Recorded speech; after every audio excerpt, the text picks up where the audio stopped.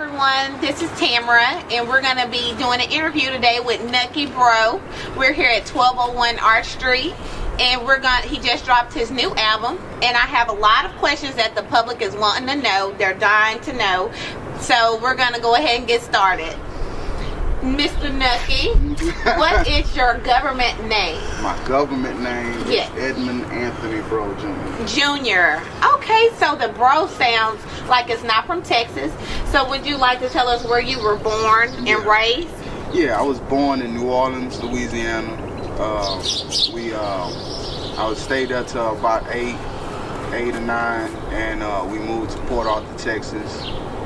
From Port Arthur, Texas, by 12, 13, I moved to Funktown, Fort Worth, Texas, and I've been here ever since, and that's my city.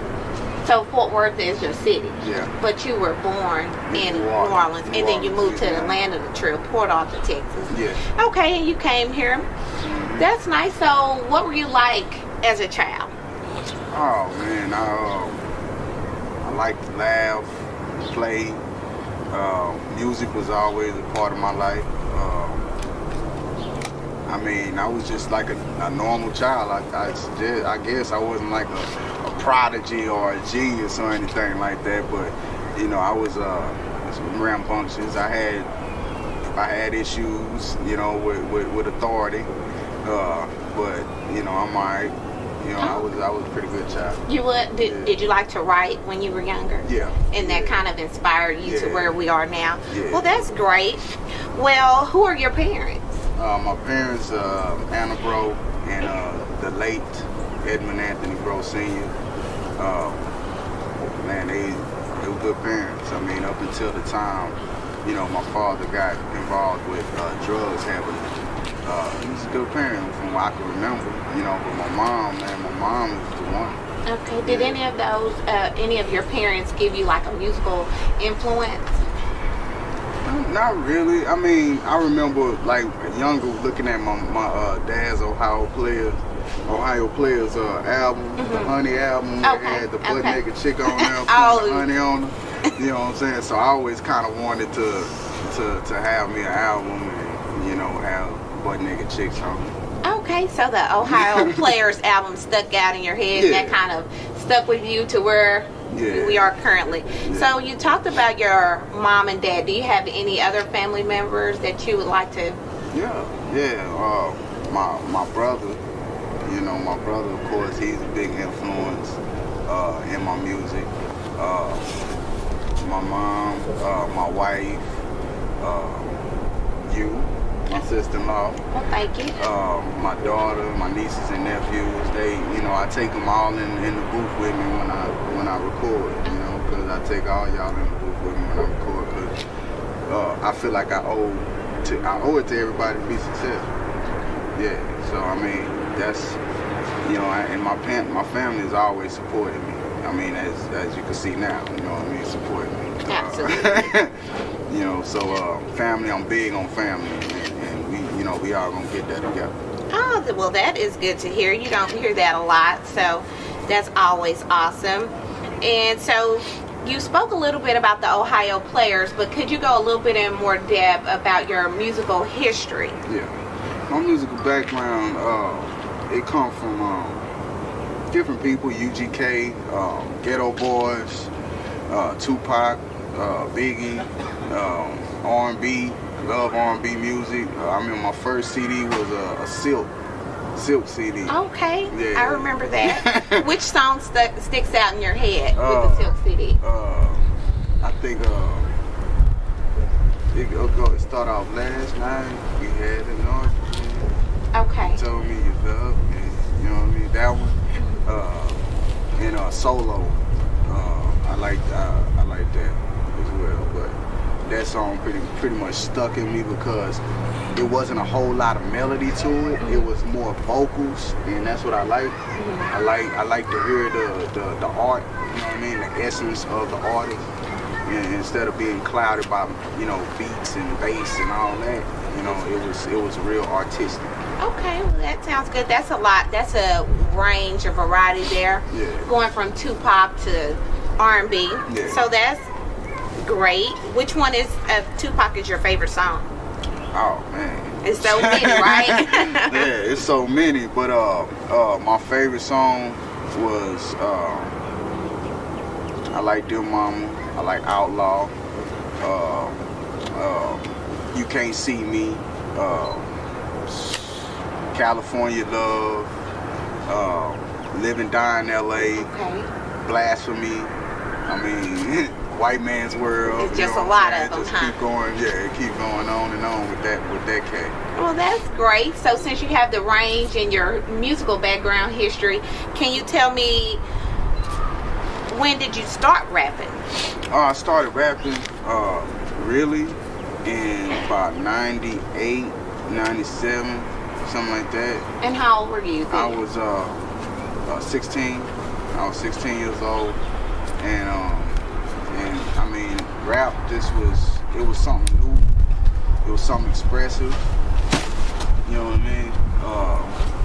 It was yeah, it was something that, you know, it was something that I felt fitted. It fit me at the time. Okay, it was Yeah. a release. Yeah, it was a way to express myself, because at the time, you know, my mom had split up with my father. You know, he was in the street. You know what I'm saying? I didn't know about what was going on with him, and that, you know, it kind of helped me. It helped me get by. You know what I'm saying? Being able to express myself. Okay. Yeah. Well, what was your first song that you wrote and recorded? My first song that I wrote and recorded was man, that's a good question.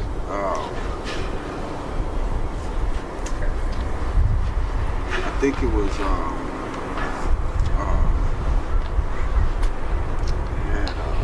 it had like a Marvin Gaye sample in it. It's a long time ago. But Going back to the 90s. Going back to the 90s, it was a song called Contract with the Devil. Oh, okay. Yeah, and it was basically about, you know, a young man wanting to do right, but he also want all the lavish things in life. And he know, you know what I'm saying, that a lot of times he might have to do some ungodly things to get those things. Okay. So that's what that was pretty much about.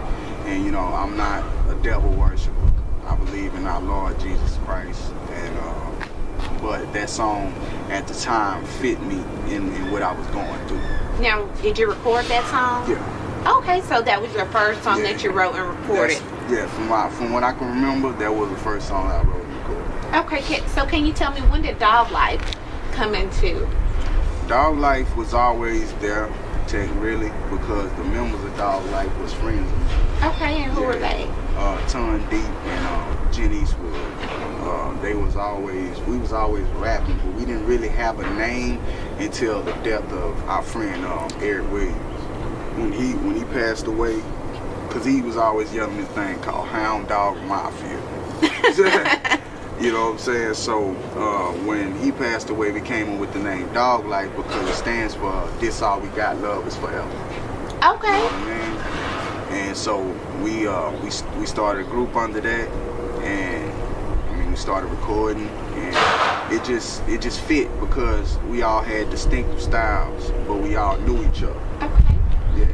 Well, that's great. I definitely didn't know that was an acronym for Dog Life. I thought it was just the mispronunciation of dog. So that's always good to know. So with Dog Life and everything, what are you doing now? Right now I'm recording 1201 Orange Street. That album is done. I got another album, this Inside the Life of Contradictions of a Sinner. That album is pretty much done. I got a mixtape, Track Addict, the fixed tape. Still working on that. I'm remixing the Flood the Block album that we released back in 2010.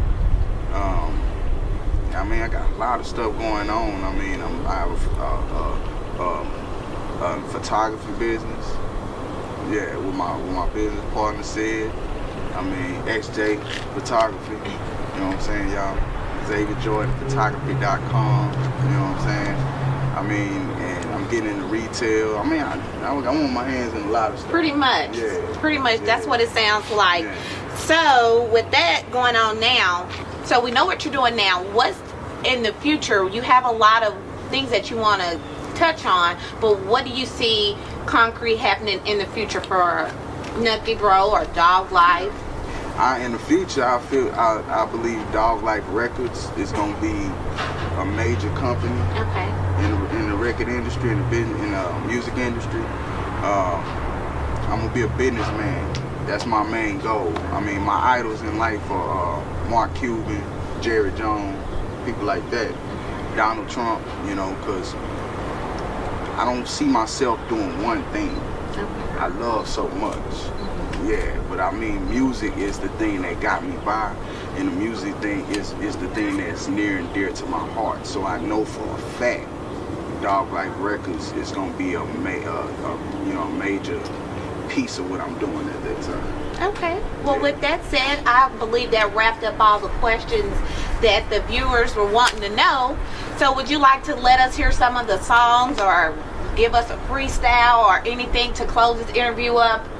Yeah, you know what I'm saying? We can listen to some of the songs, freestyle, however you want it, you know what I'm saying? Yeah, I'll give it to the... I don't want to embarrass you with the freestyle written verse. No. But if you got something, I would like to hear out the dome. No embarrassment at all. No embarrassment at all. You know what I'm saying?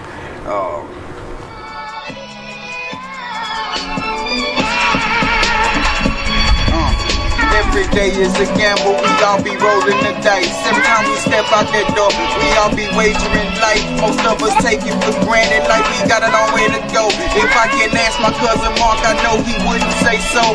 Not a day goes by, I don't be missing my bro. But that just fuel my ambition to seize the world where I go. I got some unfinished business, I need to wrap some shit up. I need to change my position, cause playing like this ain't what's up. Living like this ain't enough. So every morning I wake up, I say my prayers to the Lord, then brush my teeth and go hard. I thank the Lord for my roof, these clothes on my back, and I pray for his protection when the enemy attacks. I'ma keep doing this, stay away from that, cause that got me thinking that it's nothing but a trap. I've been doing this for years and I ain't turning back. Till the Lord call me home, I'ma rock this microphone. What? Alright, well, that was awesome. I'm his family. I never heard this before. This is strictly off the dome. You did very good.